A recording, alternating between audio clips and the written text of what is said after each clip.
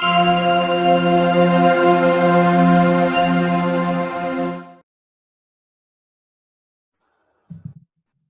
everyone, welcome to episode 18. Today we'll be talking about insomnia with our guest Brad Parkinson. How are you, Brad? Great, Shannon. Yourself? Yes, super well, as always. So yeah, today's topic, we thought we'd talk about insomnia, and of course such a huge topic, but I guess we could break it into adults and children and shed a bit of light on things to help out there. Yep. So how do your kids sleep?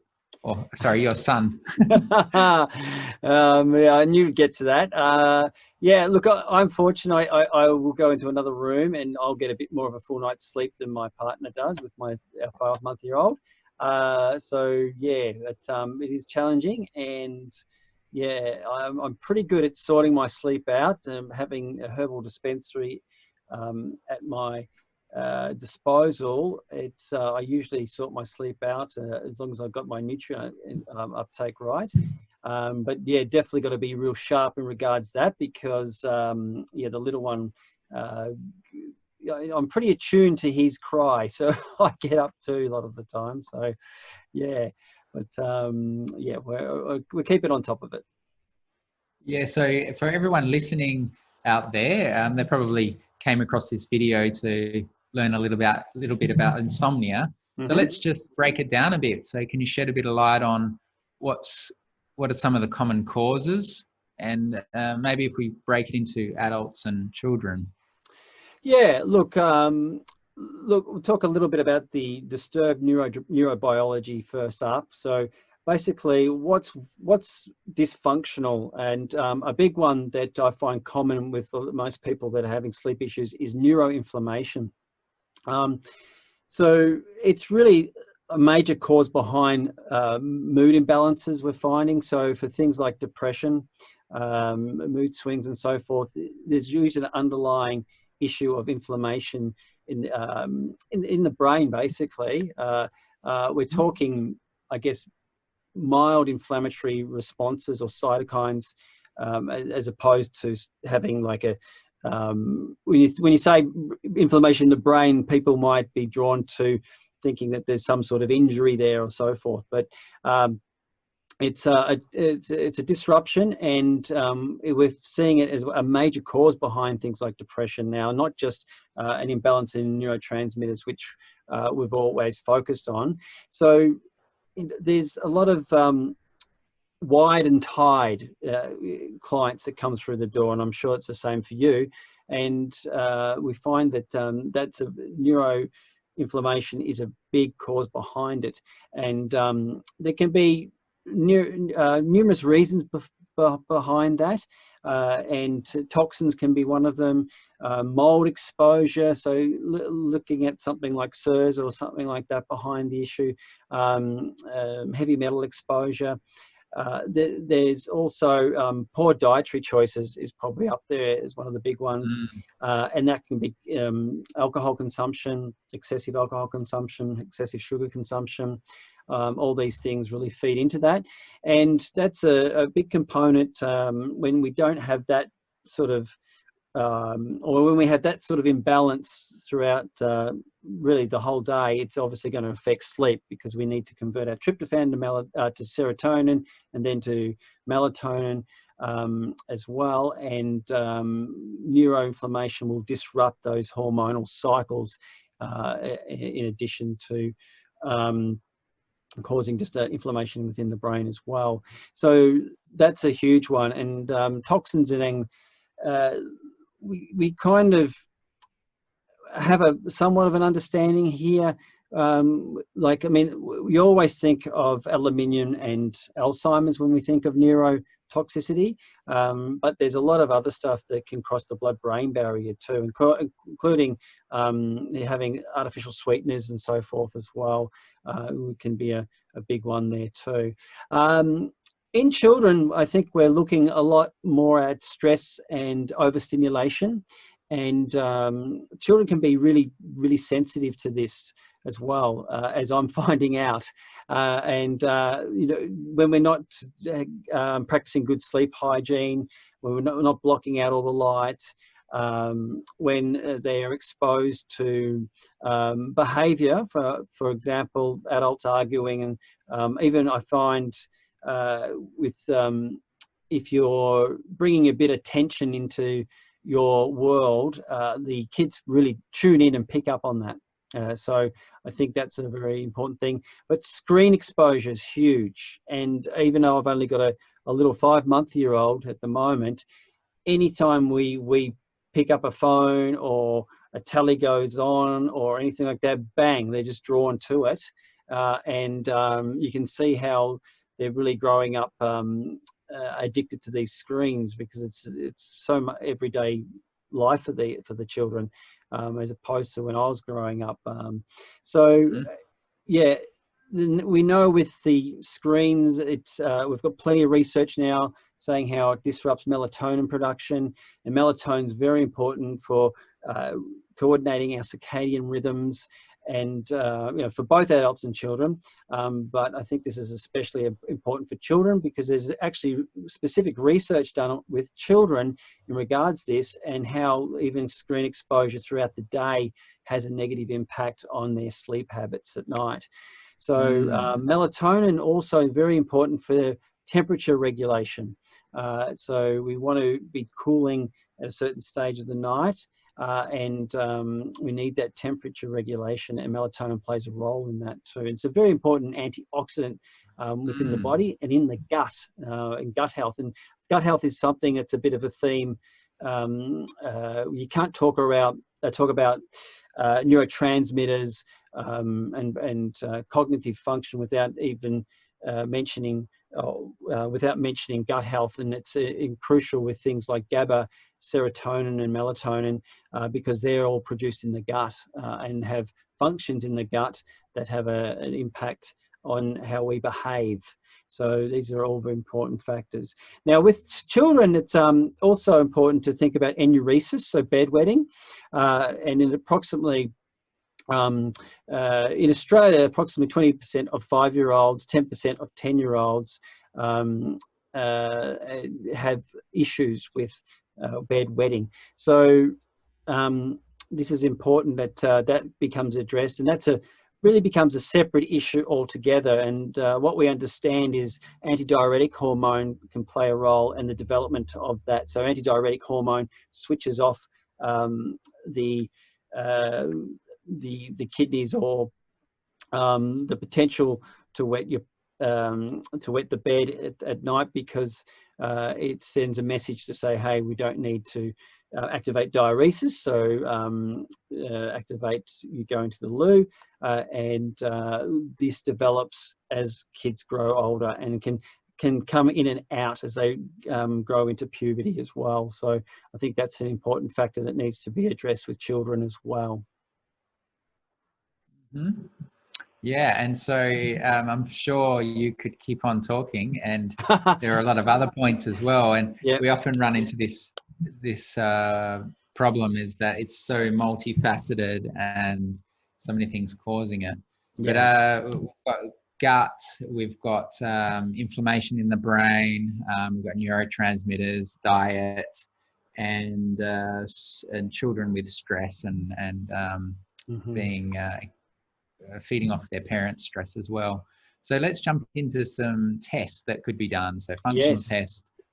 So Bob or Jane come in and they say, hey, I'm struggling with sleep issues. I really want to test and work out what's going on with my neurotransmitters or something, or maybe I don't have enough melatonin. Yep. Look, there's several things you can do. The big one off the bat would be a Dutch hormone panel. That's seeing your end metabolites of your hormones, and something like cortisol, which is your stress hormone too. And we need to regulate that properly. And that's what our herbs can do really well, our adaptogen herbs. And it's one of our strengths as health practitioners, is regulating cortisol levels. And that panel can do that. It can look at melatonin as well. And of course, your male and female hormones, if you want to categorize them that way. That's one way of doing it, and you can get a lot of information there, and that could be very important for someone who's a woman going through menopause. It could be a man going through andropause. He wants to see where his testosterone's at too. And then we see those cortisol and melatonin markers, and we can sort of tie it all together.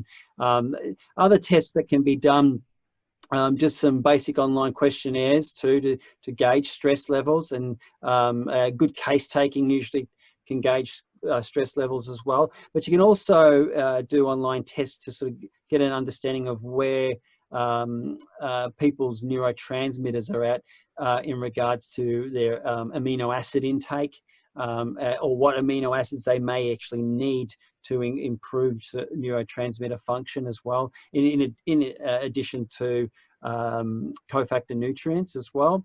Now, mold tests, there's a whole really what I want to highlight here, I brought it up a couple of times, SIRS, chronic inflammatory response syndrome, and usually that's underlying that is molds, some sort of infection there. Sometimes you can get exposure within your house. Kids can get exposed to that at schools. That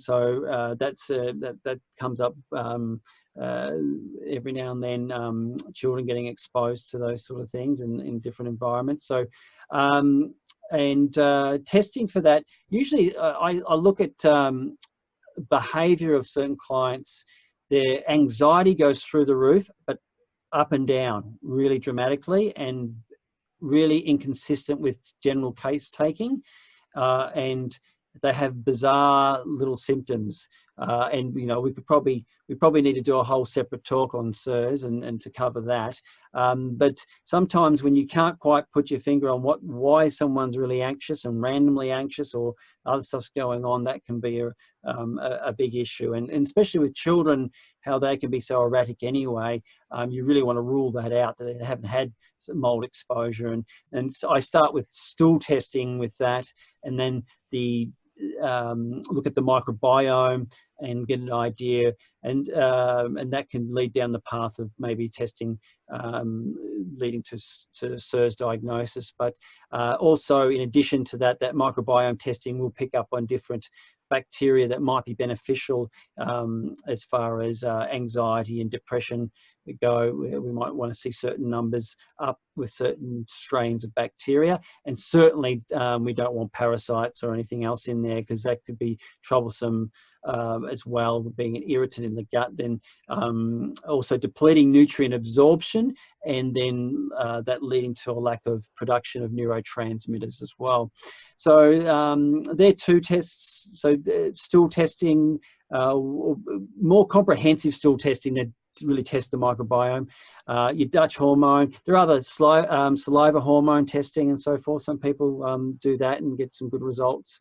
Hair mineral analysis can be a good one as well, and to pick up where their status is with their minerals and their heavy metals, and that can give us a good guide too, because you know, we know things like magnesium and zinc are very important, but then if there's certain other minerals, even perhaps heavy metals at play here, then a dosing might need to be adjusted accordingly, and then chelation of some of the nasty heavy metals might need to occur as well. So yeah, that's just a few things, and I know you're experienced in this area with pathology testing too, especially the hair mineral analysis. So do you have anything to add to that at all, Shannon? Yes. Well, maybe. Yeah, I guess whoever's sitting in front of me, I would just think about their situation and tailor it for them, because we can always spend hundreds of dollars on tests, but maybe avoiding those. There's nothing like a great herbal sleep mix. Make it up, and that'd hit the spot and get quite significant changes in the sleep patterns. Yep. And magnesium too. But I guess it's always good to test those levels and see where they're at. Well, no, I think you've covered most of it. Yeah. Hormones and gut. Yeah. and inflammation, and of course probably a few markers. Mm. Interestingly, vitamin D I find very helpful. A vitamin D test, if they're Ah, low, and being low, often they have insomnia, and a yeah, lot yeah, of very patients have good point. taken it at night, and they've said it's a bit like a sleeping tablet when they take Mm. their vitamin D at night. Wow, that's interesting. There's probably a couple of mechanisms behind vitamin D, and I mean, it's obviously used for calcium uptake, and calcium can play a role, as we know, Mm. in depression too, if people aren't absorbing calcium properly, and it can be beneficial. It's always a cautionary supplement. We don't want to overload people with calcium, especially through supplementation. But in some cases, people do need it, or even a nice balanced amount with magnesium. And then your Mm. vitamin D with mood disorders, yeah, it's a big one now. It's definitely something Mm. we should always consider. So that's a good one. Mm-hmm. So let's jump on to the nuggets and the helpful bits that the people watching this video can use and introduce or test or whatever. Mm-hmm. So what's some of the dietary and the nutritional things that people can do to hopefully help their sleep and their brain function? Yeah, look, there's plenty, and we often see that even though people are waking up to the fats aren't the evil enemy that they've been made out to be, people still really lack a lot of important dietary fats, and main one here is essential fatty acids. So we want that EPA and DHA. So we want to reduce inflammation in the brain, and that's a good way to do it, especially long term. And if you're not eating your sardines, mackerel, and anchovies every day, then your EPA and DHA intake's probably compromised to a certain degree, and so you might need to supplement there. Things like choline can be very good as well, to help with brain function and cognitive function, and make sure all those neurotransmitters are firing like they should be. Then there's heaps of cofactors, your magnesium, your zinc, your B vitamins. In some cases too, I think it's important to point out that some people, if they've got methylation issues, they need the activated forms of Bs. So they need an activated form B6. And look, it's, I think, common practice now to just be supplementing with the pyridoxal 5-phosphate, the activated form of vitamin B6, and that in conjunction with zinc, and a good diet that has all your amino acids, your glutamine, or glutamic acid, and then converting that to GABA, because and we often have to say as naturopaths, no zinc, no GABA. And GABA is your inhibitory neurotransmitter. It shuts everything down. So we want to be producing that, and we want the nutrients to produce that, because working on the receptors that a lot of the pharmaceuticals do, it doesn't help with the production of GABA, which is something that, again, produced in the gut, fed good gut flora feeds off the GABA as well, and then it's critical for getting that deep stage 4 sleep that we need to regenerate ourselves as well. So avoiding certain nutrients too, like aspartame is a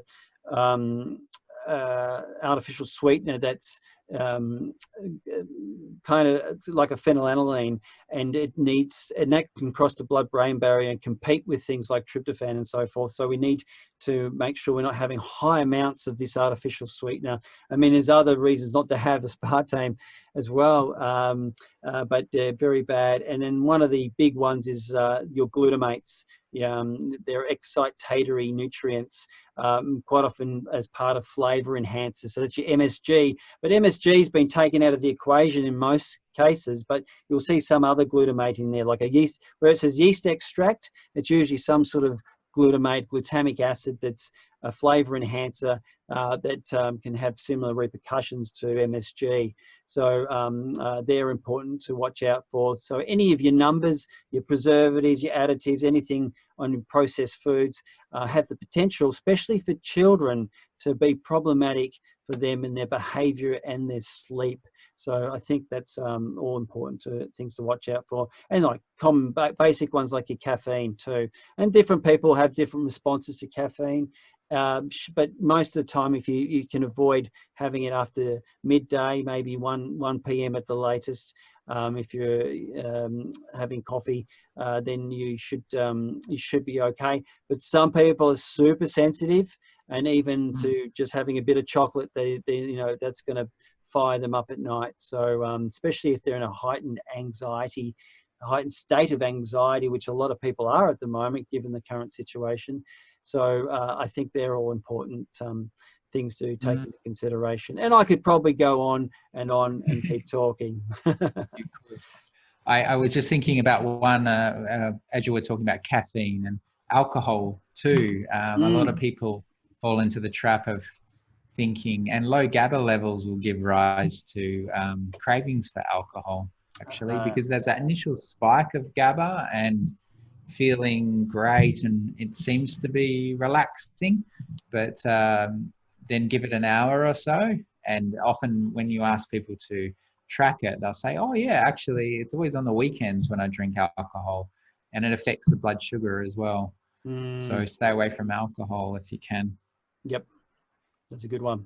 Yeah, so maybe should we talk also about some sleep hygiene, just some things that people can have a bit of a checklist and go through if they're doing anything that they shouldn't be, to get the patterning right. Yeah, look, we talked a little bit about screens and melatonin, and so I think we've covered that. You can actually get blue light filters, but the best thing to do is even switch it up a bit and read a book under a light is going to be even better for you than having the light directly going into your face. Quite often, if you pick up something that's quite heavy to read under those conditions, it'll put you to sleep anyway. Electromagnetic field, so EMFs. This is an important one. It's quite common for people to charge their phone near their heads, or have some sort of power source near the base of their bed, or running underneath their bed. Best to avoid this. Some people will be more sensitive to this than others. Looking at see if there's anything behind your bedroom wall. Power meters are a big one. If you're in a group of flats or units and you're the unlucky one, and your bedroom wall is the end of the group of flats, and they've got the power meters on it, then that's a real no-no. That's potentially cancerous. So I think being aware of that, electromagnetic fields, keeping the room blacked out is very important. That helps the melatonin be more effective. Things like using a bit of essential oil can be really good. Make sure it's not do a little bit of research. I find lavender is very, very good for a lot of people. Others don't like the scent of it, and they might use something that's got a little bit more citrusy to it. And even frankincense has been successful for some of my patients too. So there's a few things there. Routine is another one.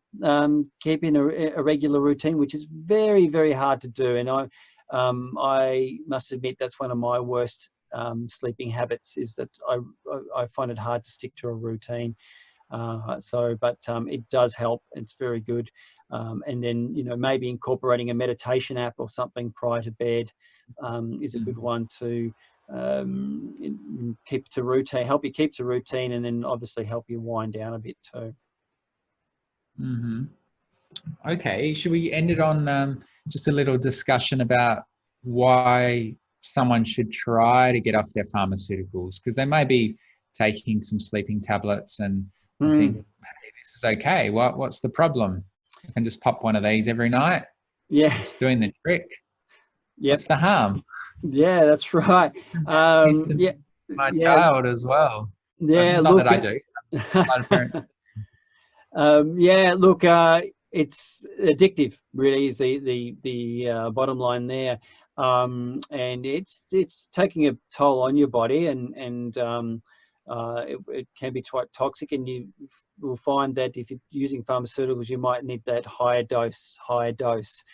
Now, some people feel like they do get a good night's sleep, but most of the time, especially when people can compare from a night's sleep where they were having a normal night's sleep and then they started having a pharmaceutical or even just tried it, the comment you hear a lot is it doesn't feel like a proper night's sleep. It feels like a fake night's sleep and so forth. Now, going back to the GABA discussion before, the pharmaceuticals will work on GABA receptors. Now, our herbs will do that too, but the benefit of having herbal medicines, they'll have a lot of cofactor nutrients and so forth.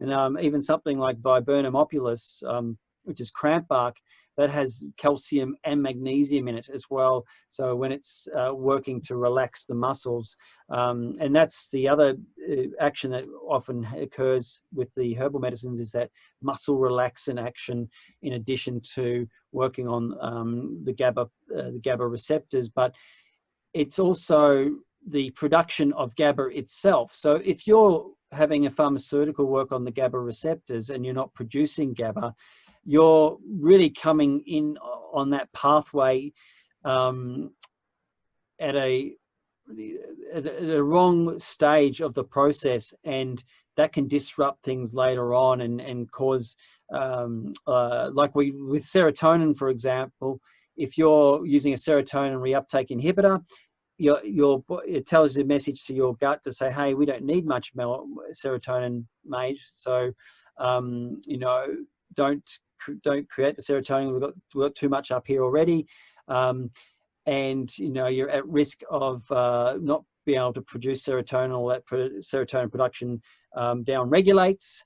And this can happen with GABA as well. Your natural production can down regulate, and then that causes other issues because we use those neurotransmitters in other parts of our body for other things. Serotonin we use for peristalsis, so regulating the bowels, also for vasospasm, vasodilation and vasoconstriction. Serotonin can play a role there.